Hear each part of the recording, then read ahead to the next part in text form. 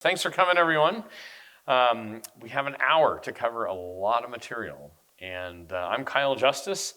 I operate two different media companies. One's more Compel Media, is more corporate video for big organizations, enterprise-level companies like Cisco and Broadcom, and so we do a lot of production, but over the last couple of years, we really haven't done that much on-site production. But I've been doing lighting in studios, on film sets, a lot of documentary work I've done lighting for. And so, as I was saying, we're not gonna necessarily do, big production, film production lighting in here. A lot of this is some of the basics. So I'm guessing, I hope that's why you're here, because I think it said a beginner level, entry level class, right? I think that's what it said in the program. But I will get into more details. So if you have any questions along the way, don't hesitate to raise your hand. Yeah. Oh, yeah, she has a mic. Very good, very good. Has anybody here taken an actual course in lighting before? Okay, good. All right, so we'll cover some basics there. And then I ask about anybody focuses on more like documentary at all or feature film stuff? Okay. All right, so kind of know my audience a little bit better. What we're gonna do first is ask a basic question. What is light? Anybody have an answer? That's bright. That is light. Okay, guys, we're moving on. What is light? Anybody know? It's kind of an important question. You're gonna use it, right? All right. So they've done some studies. Is light a particle or a wave? Oh, who said that? Very good. It's interesting because when they go to measure light as a particle, it looks more like a wave. But when they measure it as a wave, it looks more like a particle. I'm a science geek, and I just thought it was fascinating. But what's really fascinating is that Jesus says he's the light of the world, right? And that God, what did he do? He started with light. Genesis 1:3-4. And God said, let there be light, and there was light. God saw that the light was good, and he separated the light from the darkness. Isn't that what we do in lighting? We separate the light from the darkness. And even when we're producing films and documentaries, we are separating the light and the darkness, aren't we? Kind of cool. So, this class is on light, and just kind of keep that in mind as you're lighting your sets, you're lighting your subjects. Light is something that God created, and he created it as a particle and a wave, and he made it for us to use, and Jesus is the light of the world.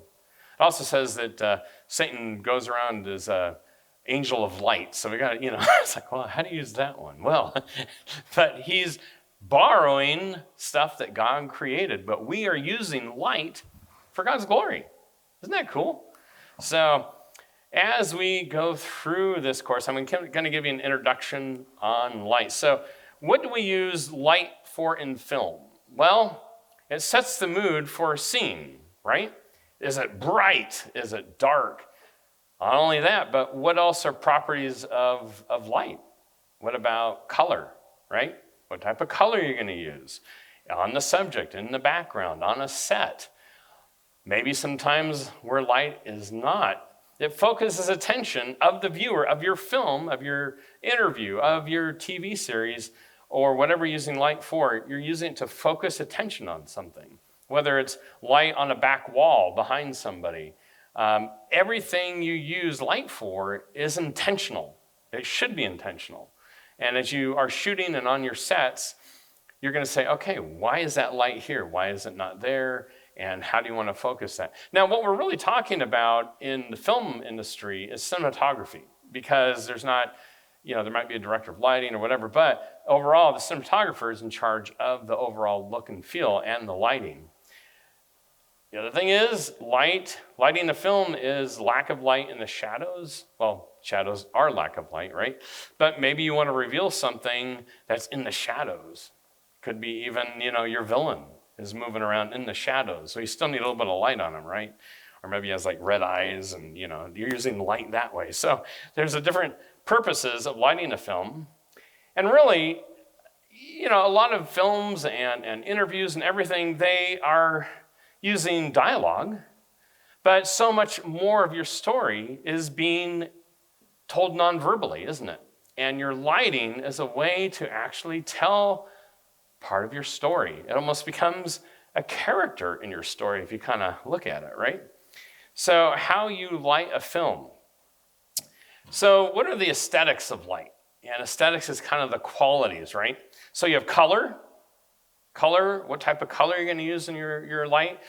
We'll get into the Kelvin scale a little bit later, and what does that mean? The direction of your light. Where direction is it coming from? You've also got, is it a hard light or a soft light? And then natural light.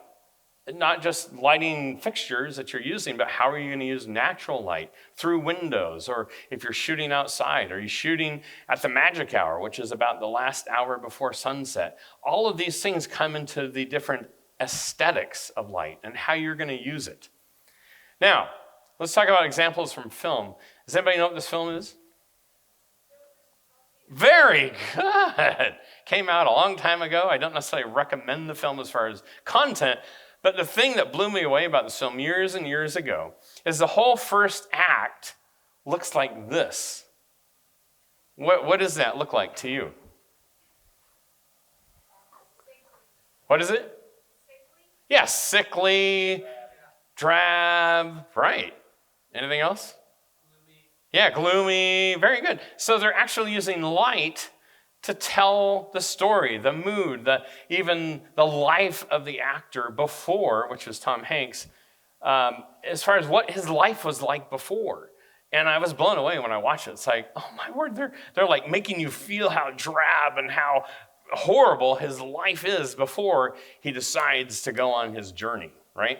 And then afterwards, pretty much as he goes to the island and such, it's all color and it's bright, it's beautiful. So they're using lighting to actually create a mood for you. And as you said, Joe versus the volcano. One of my favorite films. How many like this one? Yeah, I was around when the first one came out.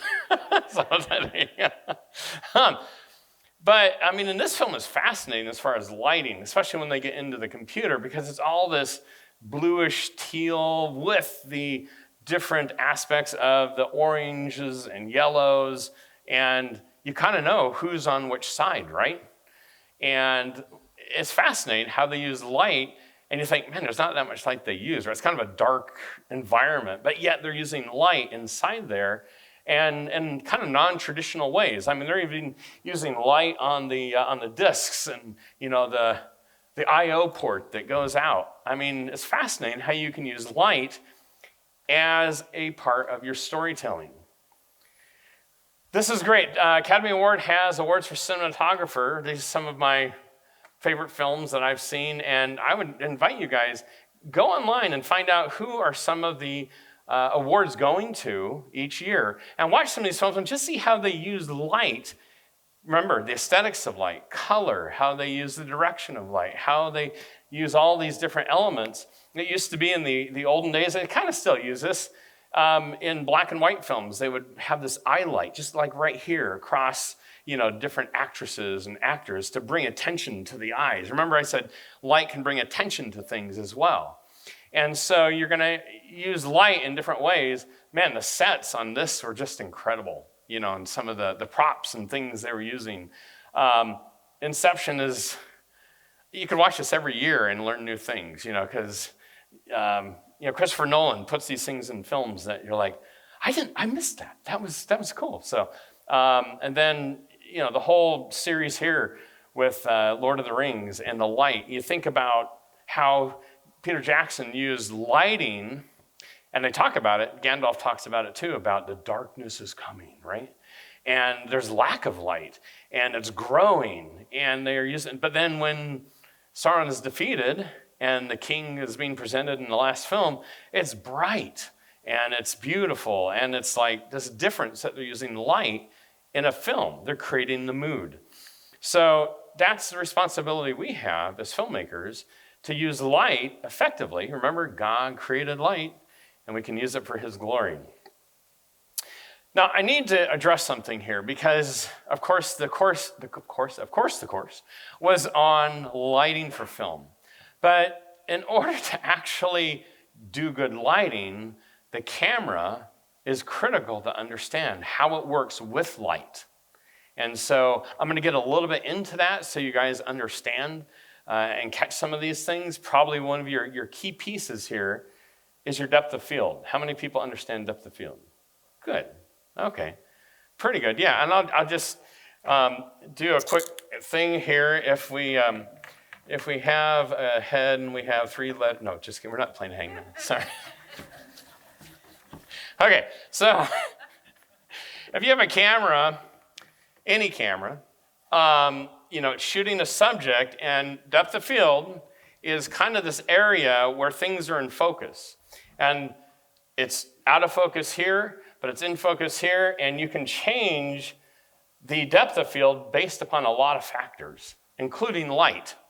And so depth of field is really important to know where things are at and how you can manipulate light. But when you manipulate the light, you have to also manipulate your depth of field. So if you need wide depth of field, a short depth of field, lighting is going to play a critical role in that. So also is your types of lenses that you put on your camera. When you go a wide angle, like a 11 or a 16, which is really wide, it depends upon the type of camera you're using, you've got a pretty wide depth of field.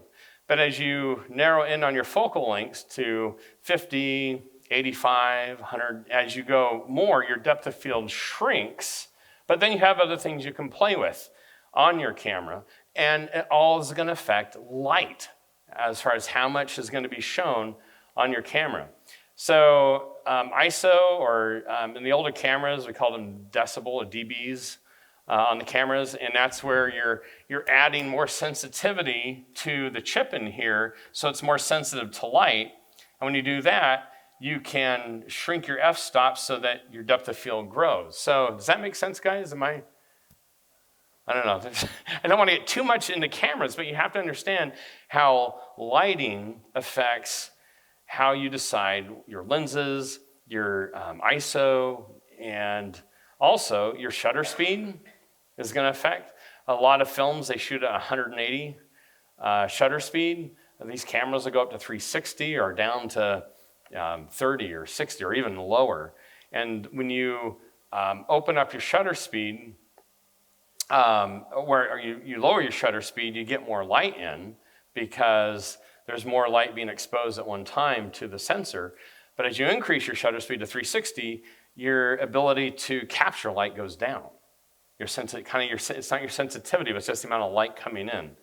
And so all those things put together affect how you light your scene. The other thing is interesting is when I first started, you had news crews going out shooting 16 millimeter. You had film crews doing feature films on, we had 35 millimeter, some 16, and 65 millimeter. When in the theaters, it became 70 millimeter when they showed it. So you have these different film stocks they were using and how they lit scenes. A lot of this film stocks, the higher you went up in the sensitivity of the film, the grainier it would get. And have you guys noticed when you increase your sensitivity on your camera, the ISO on the chip, you get more grainy. The beautiful thing is though, I've seen it where cameras now are so much better than they used to be. When you go up to 800 ISO, maybe I can see some graininess, but I think this pocket camera goes up to 12,000, I think, ISO. I mean, that's just incredible. So you guys are really lucky that you are living in a time when you can increase the sensitivity of your cameras and not see the graininess either. But it all affects around lighting and how you light something. So the other thing is there's something called dynamic range of cameras. How many are familiar with that? Okay, good. As camera technology has grown and the chips have gone really much better as far as picking up the amount of light that's coming in, the range, film stocks used to be the sensitivity from the lightest light to the darkest dark where you still saw detail is called stops. And so it would have 12 to 15 stops of detail from the lightest light to the darkest dark, as long as you weren't overexposing certain parts. And so the Arri Alexa camera you use a lot on big film sets and television shows. I think the Kendricks use the Alexa, and it has a maximum of 14 stops of detail, and that's a lot. So in a camera that might not have that much as far as the dynamic range, there's even the whole idea of HDR and being able to expand that a little bit, and as far as the sensitivity. But you used to, on some cameras and film stocks, that the dark would disappear. There'd be nothing, no detail in the dark spots. And so you'd have to put a little bit of lighting there, right? But in these new cameras, the digital cameras that have this huge range of dynamic range, then you don't need to light some of these things to get detail in these dark spots or the light spots, but you're usually lighting for the dark spots. So know the dynamic range of your cameras. And each stop doubles the amount of light value. So, one stop, it might be this level. At 2 stops, it's just double the amount of light, and then it keeps building exponentially. You'd have to go in and look. If you're kind of questioning, we need to move on, but there's some really good information to learn about dynamic range. Most modern cameras average anywhere between 12 and 15 stops at varying different ISOs. So as you go up in your ISOs to 400 or 800, sometimes the dynamic range will change, and you just want to check the specs on your camera and how that works. Okay, let's talk about color temperature. I'm not talking about, when you have a cold and you think you might have a temperature. This is how we measure the color of light. And well, God created light, right? But when you look at it, he created light to have a scale. Isn't that cool? So when you go out on a cloudy day, it's considered 7,000 Kelvin. Regular daylight is about 55, 52, 56, somewhere in there. And then incandescent bulbs, we call them tungsten a lot. The type of bulbs that we would use, they're at 3,200, so that's your inside light. A sunset, look how much it drops. And it goes down to 2,000. So if you're shooting magic hour and you set your balance for color, and then you're like, wait a minute, it's changing on me. What's going on here? And so why is that important? Because maybe if you're shooting outside and you have some big lights you're going to be using, you need to make some adjustments as the color temperature changes or whatever environment you're going into. Does that make sense? Okay, so color temperature, it's the Kelvin scale. Sunlight, I already covered a lot of this stuff. Inside light. And sometimes, like I said, you need to manually adjust your camera. Some people like, you use a white card, and you can actually you put it in front of your camera, and there's a little thing called auto white balance, and you can kind of get a color setting for your camera to adjust to the right type of light, the environment you're in. But if you do that, then your lighting needs to change slightly as well. So color temperature is really important, and especially when you have your lights and you're setting your lights. And these particular lights that I have right here, they're variable. I can actually adjust. In fact, I'll show you. Guys, I don't think you're going to freak out if I do this. Okay, so this right now is set at 3,700 Kelvin, and I can dim this a little bit. And there's 3,200 Kelvin, an inside light. Now I'm going to go to daylight at about 5,600 right there. You see how it changed? It went from a reddish to a bluish. So depending upon if I'm shooting inside, I might use that. If I want to use this outside, I can do that. But did you notice something? Did you notice how the intensity changed? And so when you're using lights for outside, you actually need more power or different lights. You're not going to have the same power of an inside light if you're adjusting it to an outside light. And so we'll get into some of the different types of lights that you could use if you wanted to use outside lighting. Any questions so far? Yeah.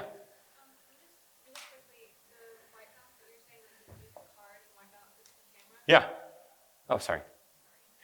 You said something about like using a card to white balance it to the camera. Right. And from what I understand, you would do that for every scene to keep it a consistent white balance throughout your shoot. But something you said just now was if you do that, then you would also have to change your lights. Yeah. Can you elaborate on that? Yeah. So, what I mean is like, if you went from inside to outside, you're gonna be shooting at a different Kelvin scale. The outside is 5600. And so I would change, if I took my lights out where I needed lights outside, I would also want to change like I just did with the color from the more reddish here to a bluish color to match. Because what's gonna happen is if you didn't adjust a white balance or the Kelvin on this fixture, it would be very reddish in your interview or whatever subject you're shooting. So you always want to adjust your lights to be inside or outside. It used to be where you'd have a tungsten light, really hot. They would get really hot. They would demand lots of energy and stuff. We don't have a lot of those anymore, but those were only inside. You couldn't adjust those for outside light. And so you need different types of lights for that. There's a light called an HMI that you could, hardly anybody bought them. You had to rent them, and they had a ballast. They demanded lots of energy, but they were very bright, and they were perfect for outdoor shooting because they were color balanced for outside light instead of inside light. So if you go on sets, sometimes they now have really big lights, 8Ks, 18Ks, that they put on big tripod stands, and they will blast a lot of outside light, or the 5600 level. I've seen some that are using giant LEDs. The HMIs use an arc lamp, which was very, very powerful, very bright, but it demanded a lot of power. And they still do. You can still use them and buy them. So, but yeah, so the color balance, just make sure when you're adjusting your lights and what lights you're using, that they color balance to the environment that you're shooting in, outside or inside, or the basic two environments. So, it might be though that, your subject is inside and you want to color balance them. Let's say, I've done this before, where there's this huge amount of windows in a conference room, and you're like, this is like too much outside light. And so it's like, you know what? I'm going to use the outside light to actually shoot my interview inside, but I'm going to have this light pouring in. So I would adjust my lighting to be to 5600 instead of 3200 Kelvin. So I would adjust for that, but knowing that they're not going to be as bright as if I use them at 3200 Kelvin, if that makes any sense. So you just have to make adjustments, which we'll get into some of the adjustments on the camera. Any other questions? Yeah. I was just going to add, in my experience, sometimes you've got to match the light that's on the set, like you're talking about your interview. Yes. Or practical in the background. Yes. So you need to be able to measure that light. So I use like just I've got a light meter that'll tell me what that is, or you can there's an app that'll let you measure that, so that you can measure your practical in the background and it's 3200 Kelvin, and then you can set that as close to that so that you see that practical back there, but you need a little extra light on your subject, right, to kind of fool the eye that that's actually what's lighting the person, but it's the light that you brought in. So that app is really valuable. I've not used that before. That sounds really cool. Do you know what app it's called? I believe it's just called photometer or light meter, and so look up light meter and for on your phone. Yeah, I've not used it. So you just kind of shine it in a certain place, and it uses your camera, so it'll give you like a guess at what that is. It's not quite as good as the professional ones, but it's a lot cheaper and pretty accurate from what I've seen.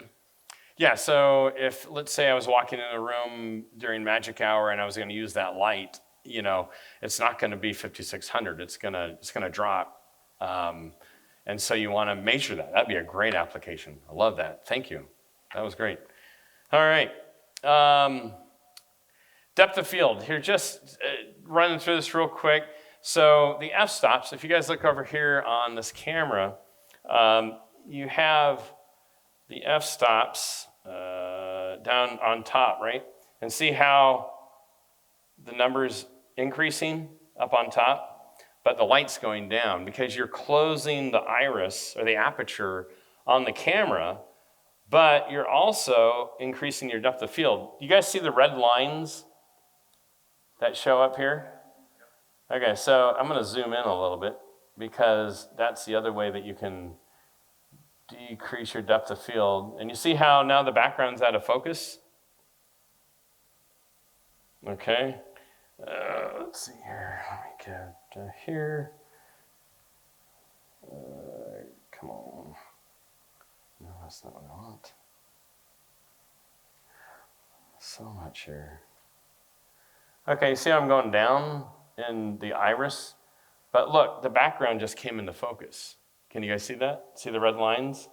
But when I come up on the iris or the aperture, they goes out of focus.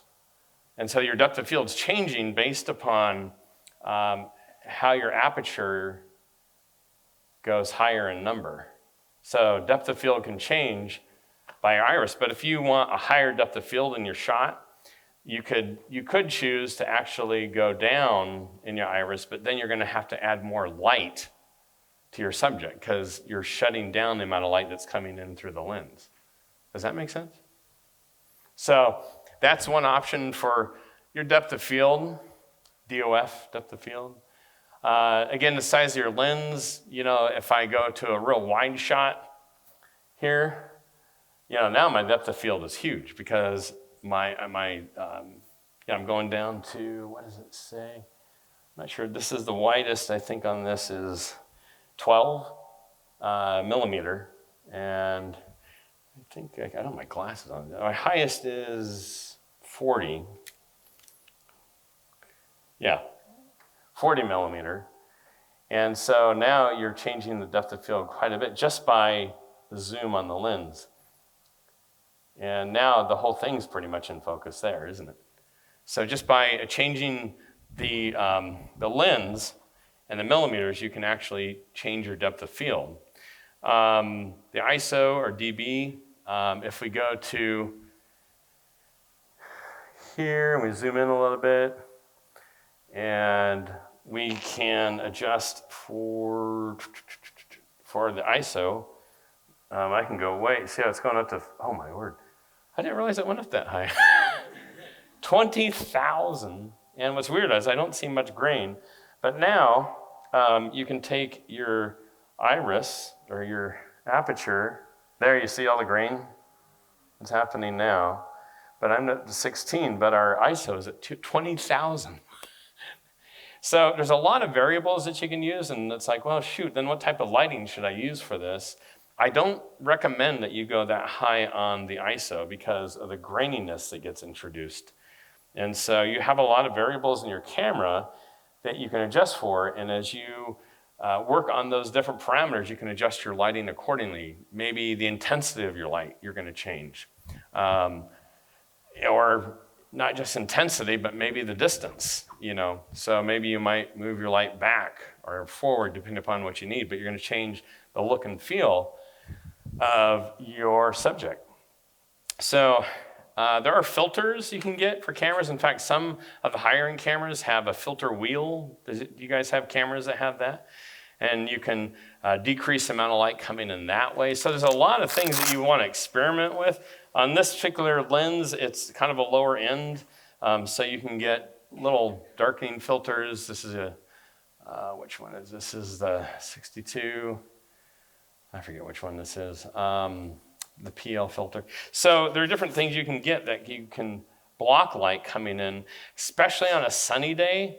If you guys are using some of these cameras, you don't have a filter wheel, man, oh man, you need this type of thing because you can take all of your different things like your aperture and your ISO and turn them down as much as possible. It's still going to be bright. So having filters is a good thing as well.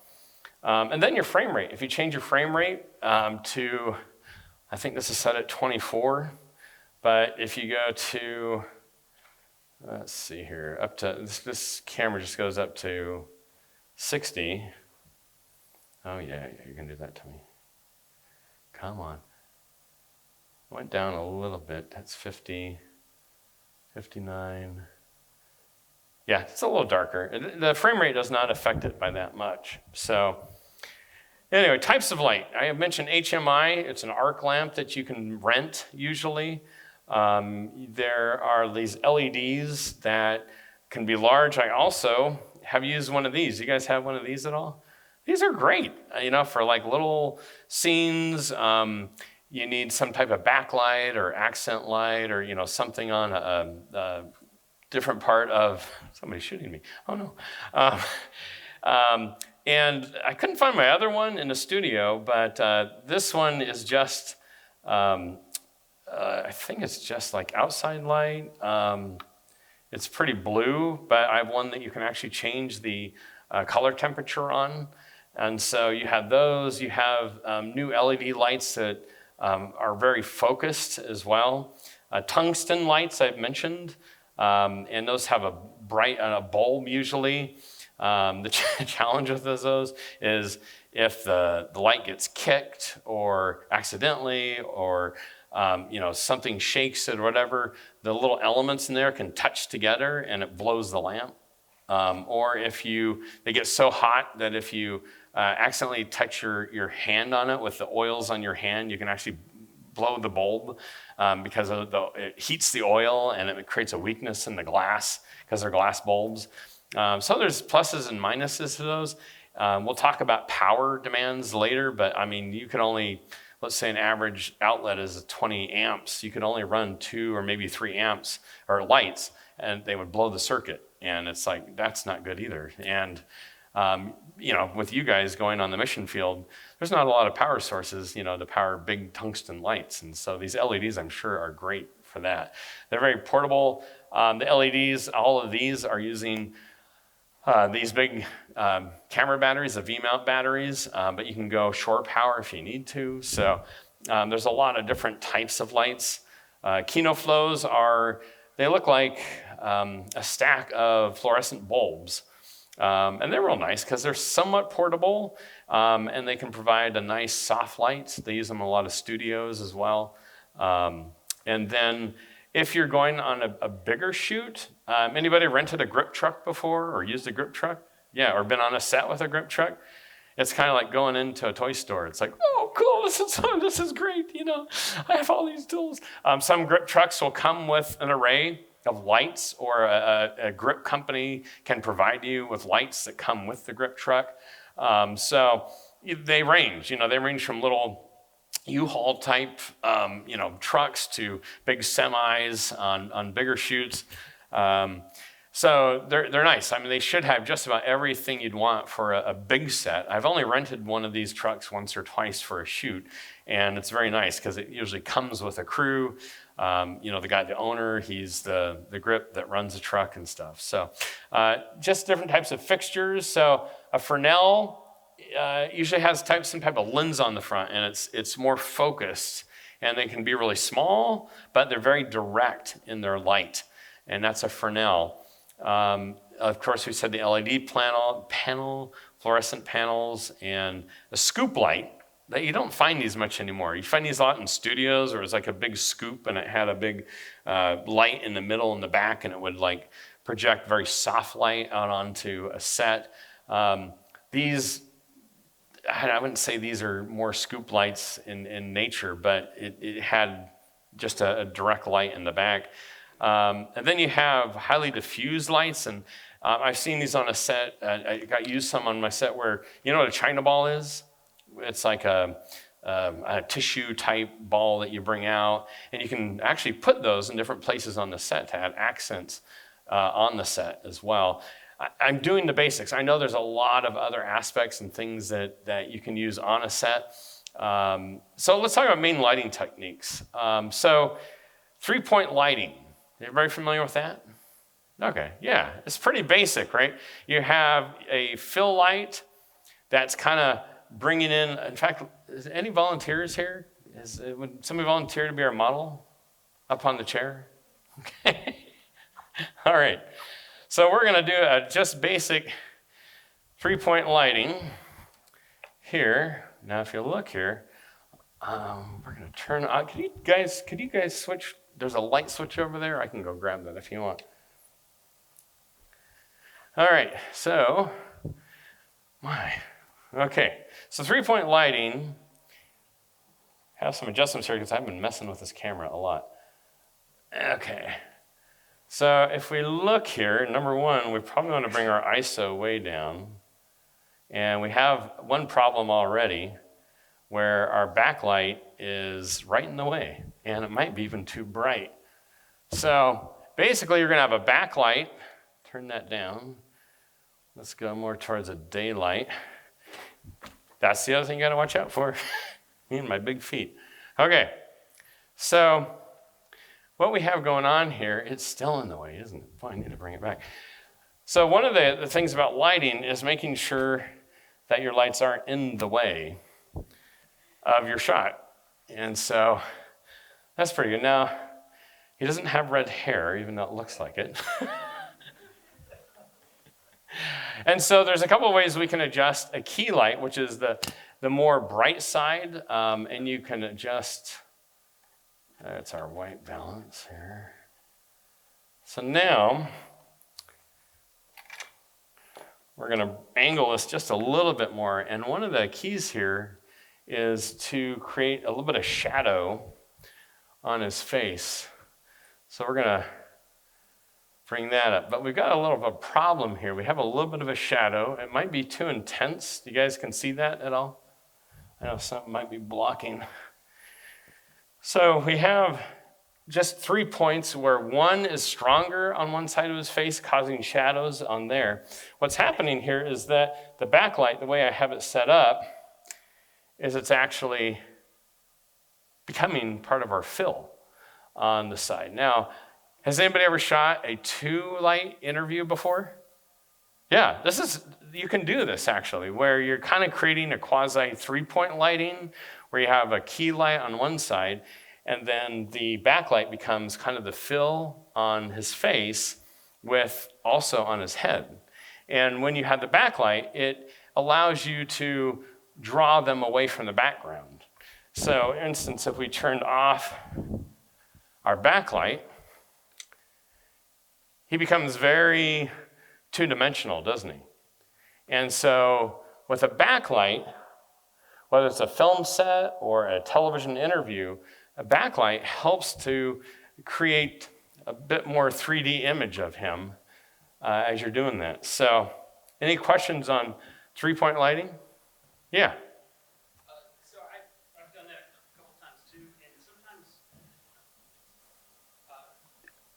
what I've tried to do is with the key light is to put that on the same side as his accent light back there and kind of wrap the light around him for more dramatic, like more narrative lighting. Yes. So sometimes this is great for like an interview or something like that. Right. But I would just take the intensity up on the fill lights and just make that, but not as bright as the background light. So the light starts to wrap around his face.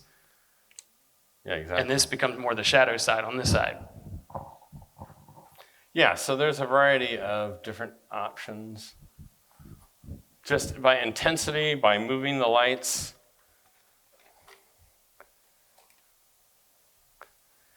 Okay. And it's still getting a lot of backlight there. So I don't want to spend a ton of time on setting up these things because we only have about 20 more minutes, believe it or not. Okay, thank you very much. Okay, so key, backlight, and fill. It creates depth on your subject. And then, if you notice, the background is becoming a bit reflective on the door. And so, how do you light for a background? You might create certain lights that would hit certain elements that you want. There's different, like I might throw the small light on the set, to light up certain areas that I want to draw attention to, or at least to create some texture in the background. Okay, other forms of lighting. So you have side lighting, which it's basically what you think that is, and it's just, a light that just comes directly from the side. Practical lighting is where you have different elements on the set, such as a light on a table next to him. Now, the problem is with practical lighting is if you light a set, and your subject is there, what if your light is like really bright? It's like taking attention away from the actor or the scene. Remember in films that there's a suspension of disbelief, and if there's one thing that happens where people get distracted, man, that light is really bright in that scene. You lost them just for a little bit of time. And so you kind of broke that. So there's different tools you can use. This is something simple I think I picked up at a hardware store. It's just a rheostat, and you can plug a light in on one side and plug it in the other, and you can control the voltage that goes into usually a tungsten light is the best.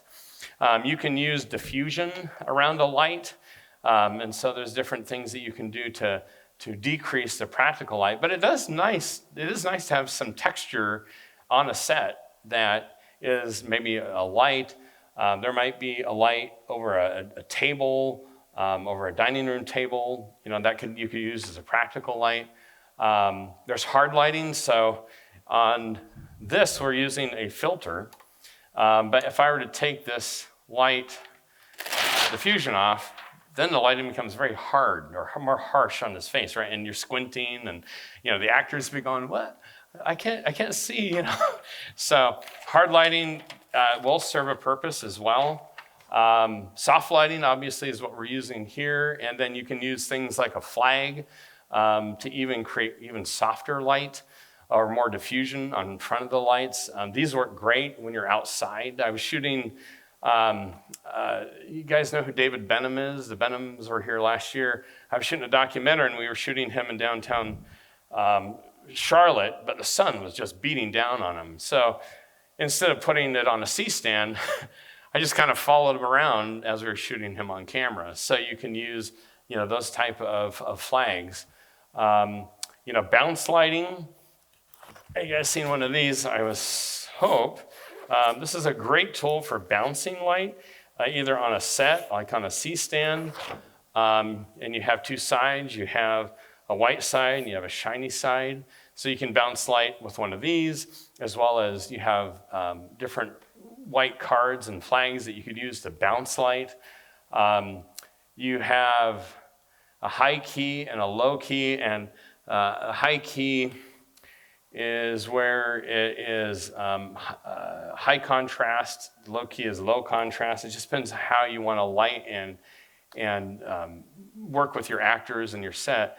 Motivated lighting is where you're doing certain things on the set with lights that might draw attention to a certain place.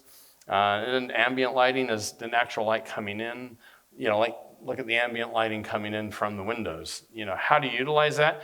Do you utilize it? Do we want it? Don't we want it? And remember, that's a different color temperature outside light than you might use inside. So, non-lighting lighting tools. Okay, diffusers or diffusion. So these flags could be used. There's heavy diffusion material you can put on lights. Then there's different layers like this you can put on lights. But it diffuses the light so that it makes it more soft, and that creates a look and a feel. Bounce cards and devices, so this type of thing is a tool that you can use. A rheostat I mentioned, and then filters for cameras I've mentioned as far as tools to help you in your lighting, and then even filters for lights. When it comes to different colors that you want to create, sometimes you need to buy a set of filters for gels for your lights on set to create different feels and looks. There's this kit. In fact, this is kind of cool. If you're doing like low budget films, I think I got this on Amazon for $200-300, and it comes with several stands. You kind of see here. You can create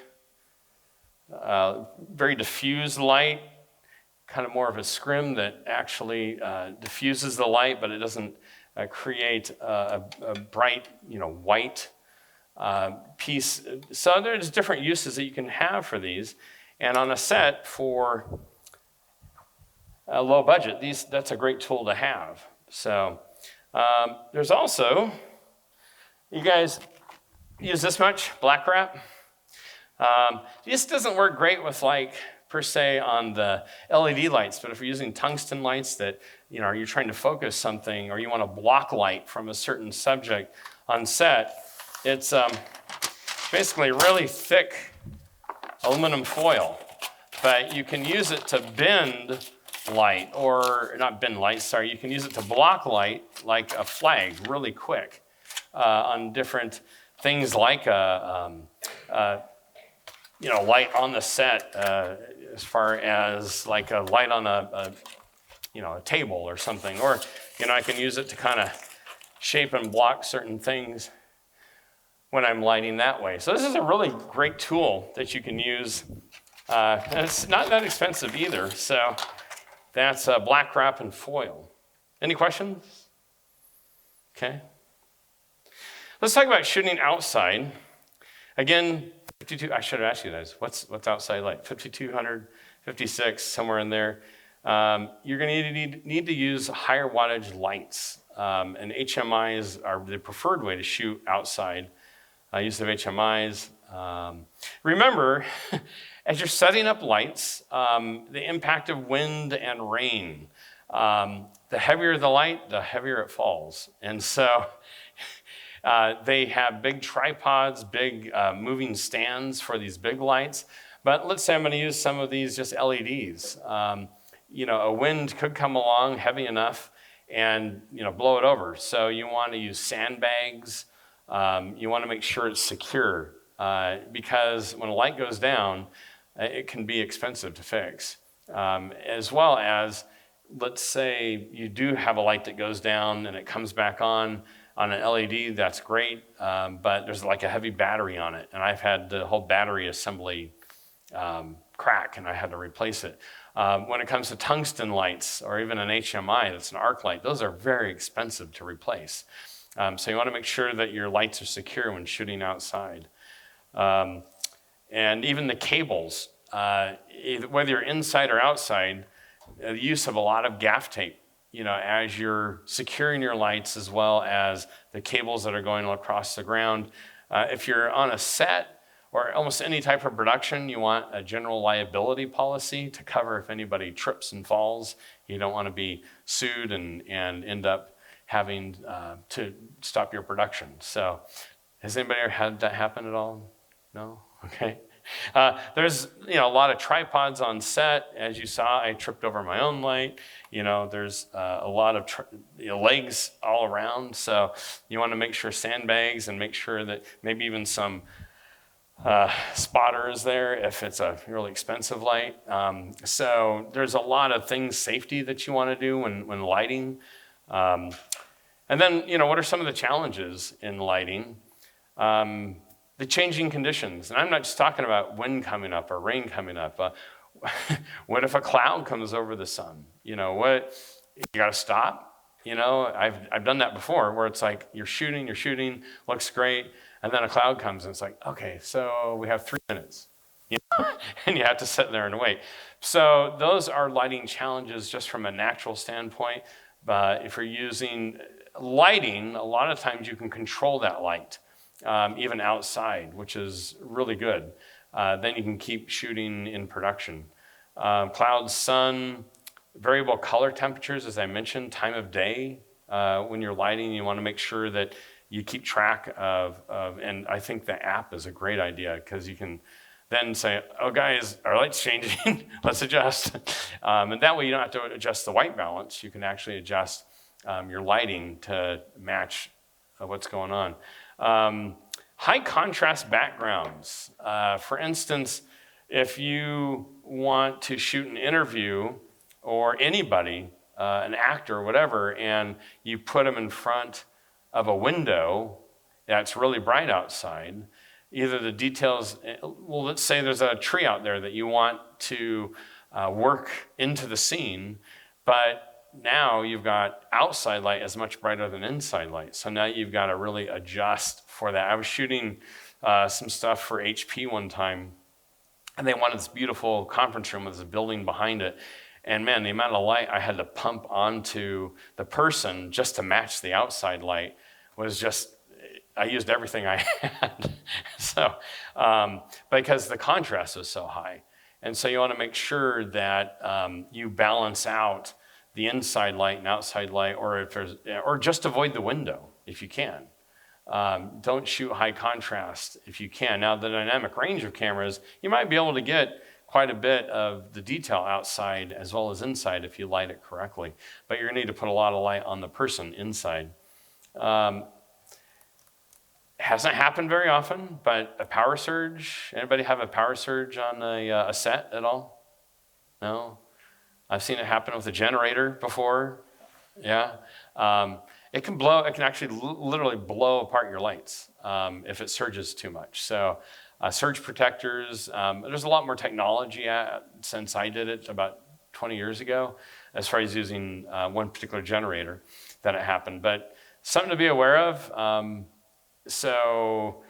Human error, I mentioned tripping over lights. There's things we can do to protect the lights, but it does happen. And so we need to anticipate that there will be some things. Anybody dealt with lighting flicker? Yeah, you've done a lot of production. Sometimes, especially if you're plugged into lights, and if you variate the frame rate on the camera, you can actually get a flickering, and you're like looking at it going, what's going on here? There's a flickering, Sometimes the power system within our country runs on how many hertz? Does anybody know? What was that? 60, right, 60 hertz. But I don't know if you guys know this, but it is actually regulated at a power station to be within that range. And it's not always 60. It will range sometimes. I've been in Bonneville Power, which is out in the northwest of the country. And I couldn't believe it because I was watching the power generated from the dams and the wind and the usage and so on. And that number would go up a little bit and down a little bit and up a little bit. And the brownouts are when that number goes too far down and it can't keep up. There's less generated energy than what's going out the door. And so you might see that as well in some of your lights that are actually powered by, if it's plugged into the wall. And so there's other ways to regulate that. That's why on movie sets, they rely heavily on big generators because then they're not subject. Plus they're pulling huge amounts of power from their lights. And so they need the power generator to actually power the massive amount of equipment they have. And so short power demands. So this is something to keep in mind, watts, volts, and amps. And the average circuit, I said, was 20 amp circuit if you have to plug in. And so a 500 watt light at 120 volts is using 4.167 amps. So that means you can only plug in. If you're plugging in, there's only up to 3 or maybe 4 or 500 watt lamps you can actually use if you're plugging into a wall. Like in this room, there might only be one circuit, one 20 amp circuit in one room. So what do you got to do? You got to come with lots of electrical cords and run out to here or there. And I would recommend when you get to a location that you check where is the circuit board? Where's all the power breakers? A 1,000 watt lamp will use 120 volts at 8.33 amps. So maybe 2. And what's going to happen is that if you use 2 1,000 watt lamps on that 120 amp circuit, it'll start to heat up and it could trip. And then you're in the middle of a interview with the president or something, and all of a sudden your power's gone. So you got to regulate your power when you're going in. That's why it's wonderful that we have these lights now that operate on battery. But on a film set especially, you're not going to really use a lot of these battery sets, maybe on a low budget project. There's online calculators you can use to figure out, and that's where I got those numbers. You just type in, wattage calculator, and you can figure out how many amps you're using. Power sources, so again, standard wall outlets, batteries, generator, and I was looking online, and I found some generators for film sets can provide up to 1,600 amps. Now, a usual house only has a 200 amp circuit. So basically, this is the equivalent of 8 homes worth of electricity is being generated. They'd be these big generators, and they're a big trailer or on a big semi. Hardly any of you probably use that in the next 2 years, but if you go into bigger feature films, they do have those power sources. Talk about real quick about shooting on location. Again, check out your power availability when you're scouting. If you can, find out where the breaker box is when you're scouting a location, if you have that ability. How much natural light is there through the day? For instance, when I came in here last night around 4 o'clock, the sun was coming right through that window. But what was it like at 8 a.m.? It was probably coming through that window. Yeah. So if you can, when you scout a location, figure out where light is coming in. We're really close, aren't we? Darn. Okay, I'll speed this. Ambient light in the background is the sun hitting a wall and stuff when you're scouting. Check where the breaker box is, as I said. And then if you have a generator, where do you put it? Last piece, advice. I'll keep track of your power needs as you go into a location. Keep extra sets of bulbs, lights, and batteries. In lighting, keep batteries charged. It's horrible to get on set and realize, I forgot to plug the batteries in last night. Use plenty of sandbags and lighting stands that are safe. I would say rent gear when necessary because it's just going to vary depending upon what your needs are. Keep general liability insurance policy. Sometimes you can get this just for a week or for a month. I carry a year policy with my company, and it's not that expensive. It's I think $1,000 for the whole year. So something to keep in mind because you don't want anybody to sue or come after you on set. Keep cables secure and on the ground. That would help. So anyway, there's online classes you can go on, YouTube videos. There's lots of great lighting classes that you can take, workshops you can go to, college classes. Work on a set, see how they're lighting, right?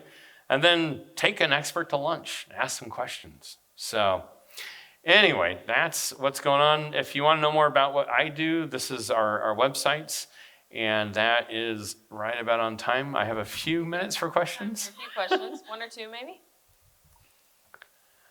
Oh. Now we're going to take pictures of your... Oh, yes.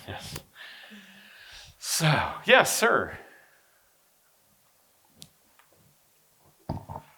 First, thanks so much for doing this this workshop. I had a question. So I come from a lighting background, and I think this is so cool that you're doing this. From a documentary perspective, since I primarily do larger sets or lighting a huge space, complicated blocking, sometimes I can overlight. And in a documentary scenario, it's like, no, the director's like, we don't have time for this. Like don't want to intimidate the person. So from because I believe you do a lot of documentary work, yes, correct? Right. So do you have kind of any tips for people who want to do good lighting, but capturing the right content and not over doing the lighting, if that makes sense? Yeah, over lighting is easy to do. And we get into, I didn't get a lot into the cameras per se, but the cameras also have what's called the zebras, and you can set them for 75% is what I say, 75 IREs. And if you use that as your lighting, and you don't have any of your subjects going over that or any of the backgrounds or whatever, you can do that. The beauty of these cameras when you record in RAW is when you get back into post, you can use a lot of really powerful tools like DaVinci to bring up, lighting, to bring up different aspects of the video or the footage being recorded as well. Now, earlier this year, I was on the set of Ark in the Darkness, which is a new documentary about the flood. And the director was like, I want everything really dark. And I'm like, okay, all right. And it is true. And I'm like, I just don't understand. It was too dark, in my opinion. But it just depends upon, what you're doing. And also your environment and where you're shooting. I did a big documentary on Mount St. Helens, and I shot in this museum that had really dark backgrounds. It was great because it brought the subject out, from the background. So I'm not sure I'm totally answering your question, but did I answer your question? And maybe one thing I can clarify is from a directing standpoint or getting the content over, because I can prioritize lighting or cinematography, but from a directing standpoint, Yeah. as far as budgeting time and intimidating the subject. Right. Yeah. No, that's true. Yeah, as far as providing time for lighting, you know, I usually half an hour to an hour, you know, to set the lighting right. It depends if we have the time or not, right? But yeah, you can. I definitely have had times where the person, the scientist or whatever, is sitting down and they're like, man, it's a lot of light. And it's like, whoa, I can't even see the director. You're asking the questions. Or so with today's cameras and how light sensitive they are and the lights, I think there's a lot less intimidating environments we can set our interviewees in. And as a director, that would be good to know with the cinematographer or whoever you're working with, that yeah, we don't have to overlight it. We can, you know, do a pretty good job and not intimidate the person we're interviewing. I guess, yeah.